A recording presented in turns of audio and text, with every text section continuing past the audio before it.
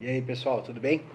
Hoje eu preparei para vocês uma aulinha sobre como preparar os códigos, os tratados, as leis para a prova objetiva e também para utilização nas demais fases, seja na prova subjetiva e também para revisão para a prova oral, tá? A gente vai falar sobre códigos, leis e tratados.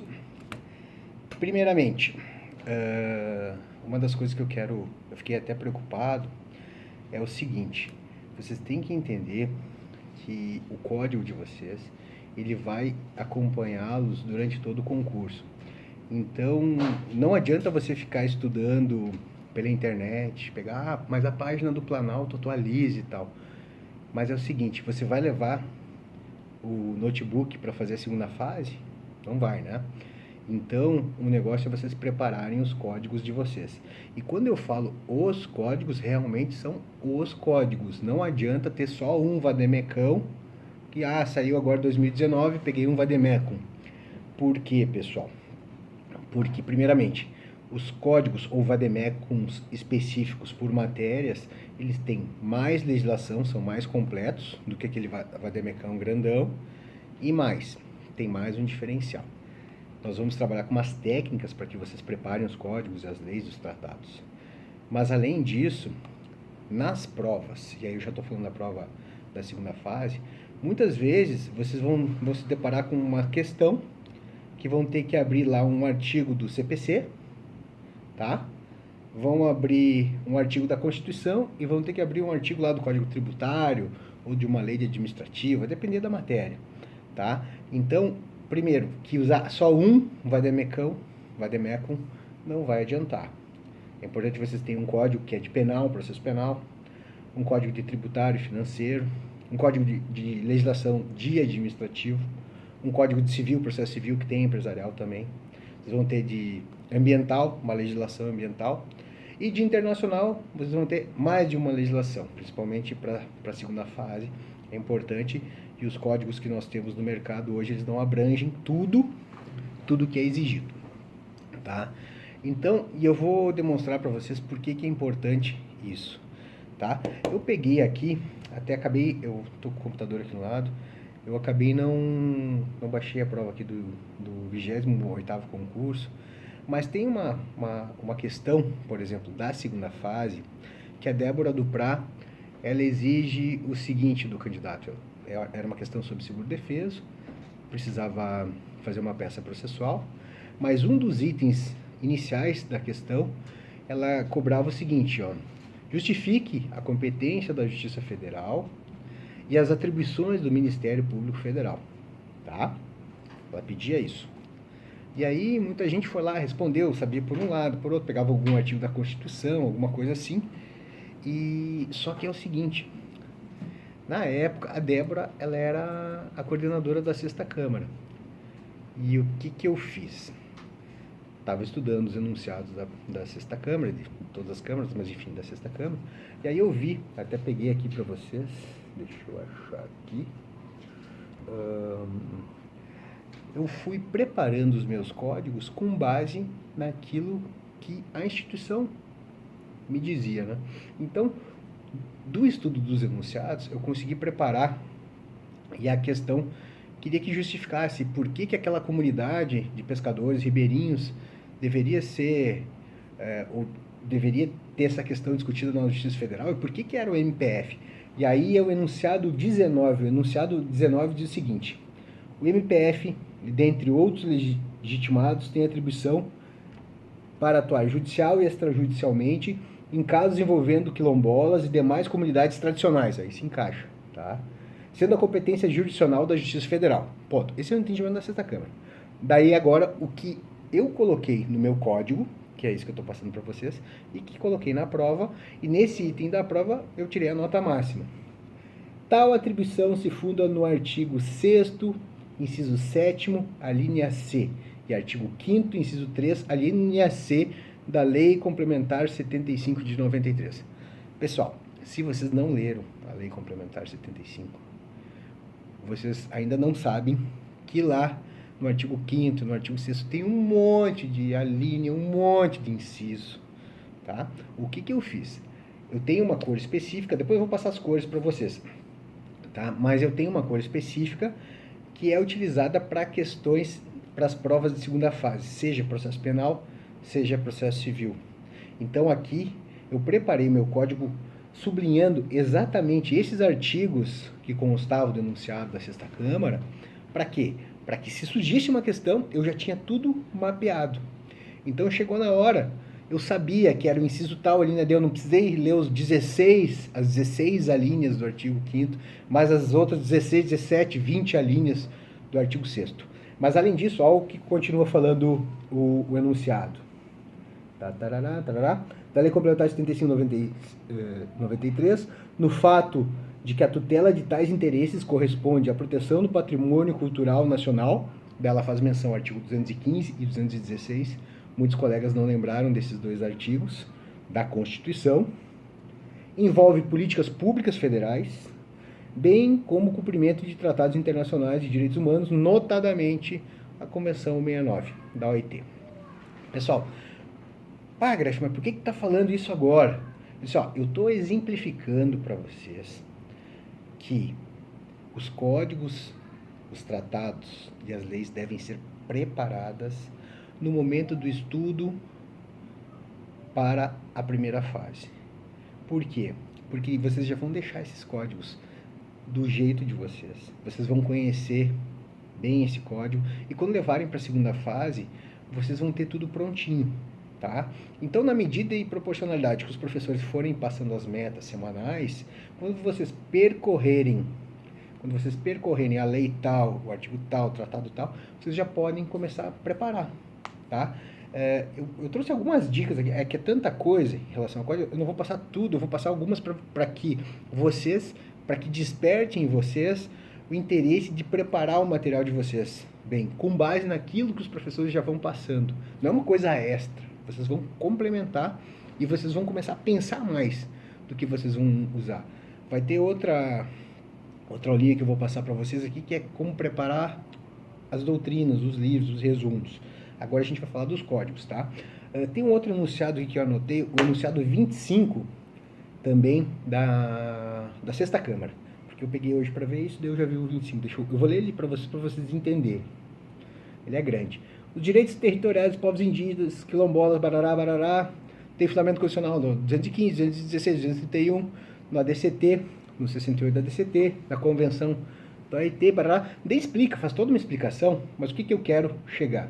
É que daí o entendimento institucional é de que o artigo 42 da lei de SNUC é inconstitucional.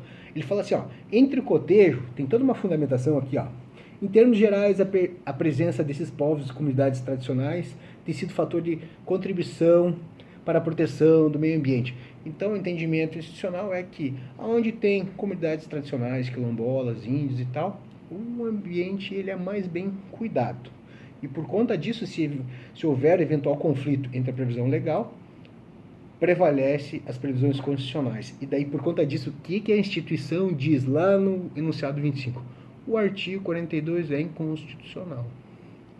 Pois bem, pessoal, por que eu peguei e aproveitei esse exemplo aqui? Porque outra coisa que vocês podem fazer para preparar os códigos, e esse é um trabalho que vocês vão fazer ao longo do tempo, é vocês marcarem aqueles dispositivos dentro das leis em que a instituição considera inconstitucional. E já antecipo para vocês, as cores básicas que eu utilizo são, para sublinhar, amarelo, que é o sublinhado normal, o laranja para destacar as palavras-chave, o verde para tudo que é bom para a instituição, para a natura, para a dignidade, para o meio ambiente, tudo é o verde, tá? E o rosa eu colocava para o que era ruim, tá? Então, quando tinha um artigo, outra coisa, eu trouxe esse exemplo para vocês entenderem. Quando tem um artigo que a instituição considera inconstitucional, eu sublinhava de rosa. Na época da nossa prova, a PGR tinha juizado algumas ADINs contra o Código Florestal, o então novo Código Florestal. E o que eu fiz? Eu peguei meu Código Florestal e preparei sublinhando esse código em todos os artigos que forem impugnados. Lógico que eu li as iniciais da ADIN e tal, Mas naqueles artigos eu sabia que se o examinador provocasse para responder numa segunda fase, óbvio, isso aí é para a segunda fase, eu ia lembrar da fundamentação da DIN, ia lembrar todos os artigos que foram impugnados. Então, pessoal, quando eu falo que vocês têm que preparar os códigos de vocês, é importante que vocês tenham um método para preparar e vocês tenham finalidades nessa preparação. Quando vocês entenderem que a preparação do código de vocês ela transcende a prova objetiva, que é para que vocês saibam o que está no código, tá? Mas é também para que vocês consigam encontrar aquilo que é necessário no código para a segunda fase, vocês vão estar melhor, vão ficar melhor, digamos assim. O código de vocês tem que estar surrado, maltratado. Ele não pode estar rabiscado, nada. Aí me questionaram assim, tá, mas eu gosto de anotar, eu gosto de fazer comentários e tal. Pois bem, o que você pode fazer é ter um outro código para fazer isso, ou baixar a lei, o artigo, o código, a Constituição e tal, em arquivos do Word e fazer as anotações. Por quê?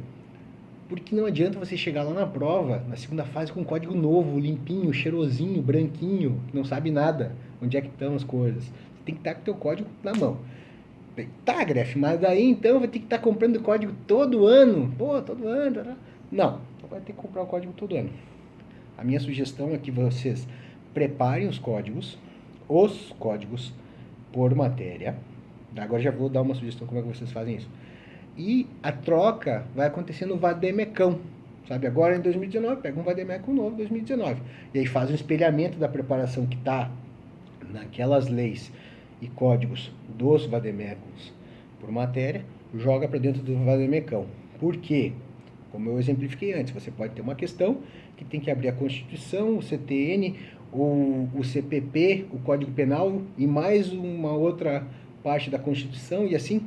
Às vezes você tem uma mesa bem boa para fazer a prova, né? Às vezes, como foi a prova aqui no Rio Grande do Sul, você tem uma cadeira com um bracinho assim, tem que colocar um código na coxa e tal, e se entortar todo. Quando levantava para ir no banheiro, o cara saía meio que quase caindo, tá? Então, é bem importante isso. Bom, pessoal, tem muita coisa para falar sobre isso, mas eu vou dar alguns exemplos para vocês. Por exemplo, na Constituição.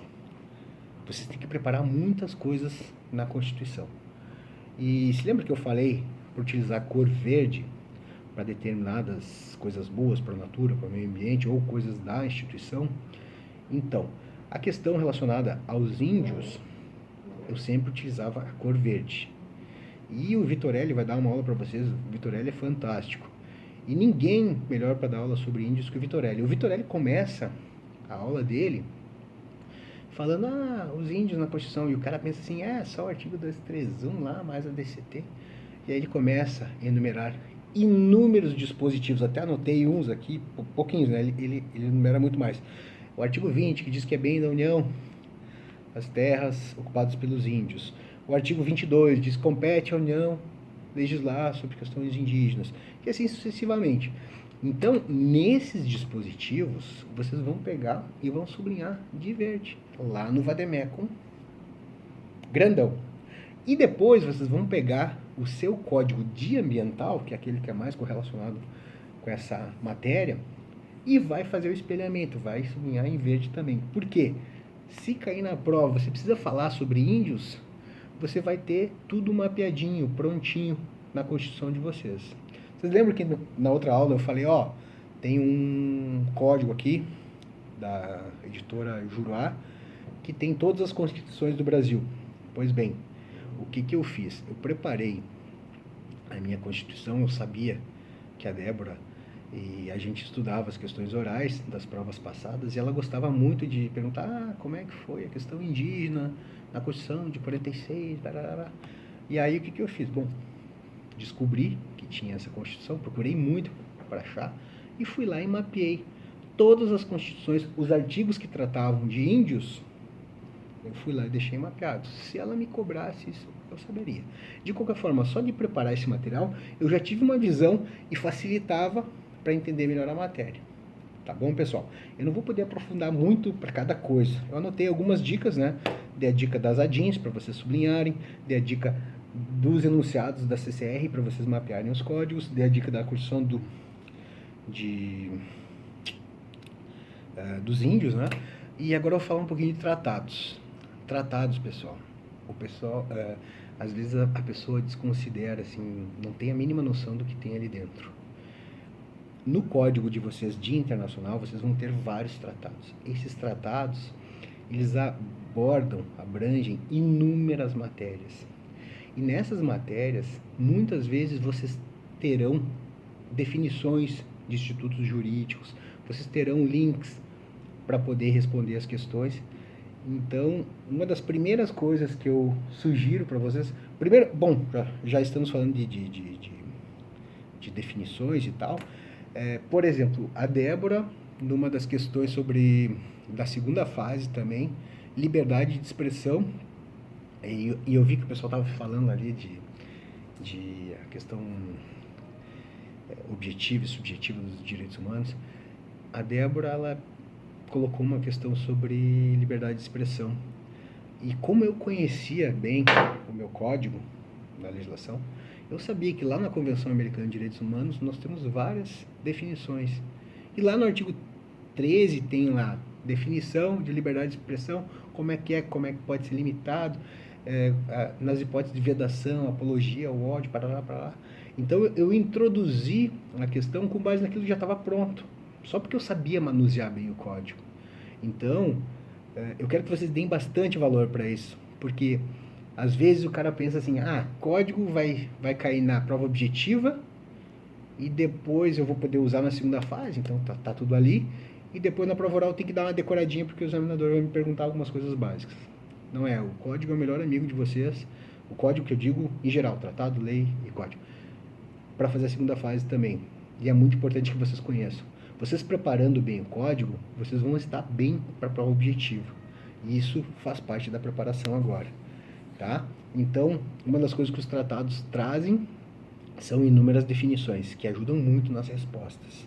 Às vezes é uma questão de ambiental, você vai lá... Falando em ambiental, eu vou falar da Convenção da Biodiversidade. Tem uma outra coisa que eu também ensino para os alunos, que é o seguinte. O pessoal às vezes não dá muita bola para os preâmbulos dos tratados.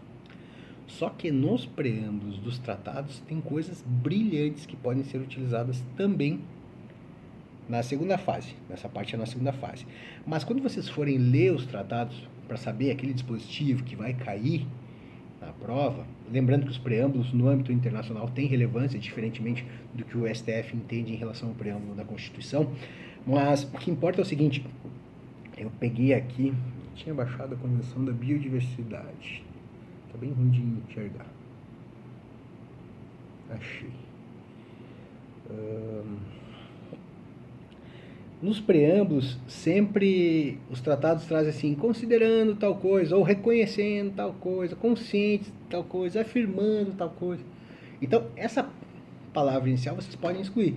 Eu vou ler aqui um pedacinho da Convenção da Biodiversidade para vocês verem como tem coisas boas que vocês podem utilizar para construir as respostas, contanto que vocês saibam o que vocês têm na mão, tá? Aqui, Convenção da Biodiversidade. Consciente do valor intrínseco da diversidade biológica, dos valores ecológicos, da genética, social, econômica, blá, blá, blá. Consciente da importância da diversidade biológica. Então, entendam, vocês vão sublinhar, tirando a parte consciente, vocês vão botar assim, valor intrínseco da diversidade biológica, a importância, afirmando que a conservação da diversidade é uma preocupação comum da humanidade. Então vocês vão fazer um link consciente, valor intrínseco, da importância para a evolução, sendo que é um valor, que é uma preocupação comum da humanidade. Reafirmando igualmente que os estados são responsáveis pela conservação. Vocês constroem uma resposta com base na preparação dos códigos de vocês e da preparação dos preâmbulos. Mas, Gresh, isso daí é um negócio de ficar copiando coisas. Não é copiando. Vocês conhecendo a matéria, vocês vão estudar a matéria. Vocês conhecendo os tratados e vocês dando uma repassadinha naquele preâmbulo que vocês já prepararam, vocês vão se inspirar e conseguir escrever melhor. Além disso, quando vocês estiverem estudando, vocês dando aquela passadinha pelo preâmbulo, vocês vão se dar bem também na hora de entender a matéria. Então, tem muita coisa para falar sobre preparação, sobre os códigos, sobre tudo. Mas enfim, fica a dica, utilizar a cor amarela é o sublinhado normal. Cuidem para sublinhar os códigos, as leis, sem sublinhar tudo. Sublinha a parte que é importante do dispositivo. Não precisa sublinhar todos os artigos. Senão daqui a pouco tu pega um código assim, fica todo ele amarelo, todo ele... Não faça isso, tá? Usa a cor laranja só para a palavra-chave dentro do artigo para você achar. Então, às vezes você está procurando um código grande, quer achar tal coisa, está lá. Só aquela palavrinha-chave laranja você acha. Usa a cor verde para tudo que seja bom em relação à legislação, tratado, código, aquilo que é de prerrogativa do MPF, aquilo que dá direito, aquilo que exige a participação do MPF, tudo que tem de bom, tá? Usa a cor rosa para tudo que tem de ruim, tudo que é considerado inconstitucional, tudo que veda, impede a atuação. Lembrem, o MPF é a sociedade em juízo, ele tem que poder agir, atuar, ter acesso, parará. Vocês têm que ter esse discurso bem elaborado. E as cores para preparar aqueles dispositivos que vocês vão utilizar nas peças processuais, seja de processo penal, seja de processo civil, eu sempre utilizei a cor roxa. Então, quando eu fiz aquele exemplo lá dos artigos da Lei Complementar 75, eu usei roxo. O microsistema do CDC, da Lei de Ação Civil Pública, da Ação Popular, Mandado de Segurança, idoso, tudo que tinha ali de ação coletiva, eu também já estava com essa cor roxa. Lá no processo penal também, os dispositivos que tratavam de recursos, das peças processuais, tudo com cor roxa. Inclusive sublinhava quando tinha menção alguma súmula, né? Aquela súmula do STF em relação a contrarrazões, no caso recurso em sentido estrito e tudo mais. Então eu deixei tudo prontinho. Enfim, pessoal, o objetivo é tentar ser rápido aqui, né? E espero que vocês gostem aí um pouco de sugestão para preparar o material de vocês, porque isso vai ter uma repercussão, porque nós estamos preparando vocês para que vocês sejam procuradores, para que vocês sejam aprovados na primeira fase, passem na segunda fase, passem na oral e tomem posse. Bons estudos aí, pessoal. Valeu!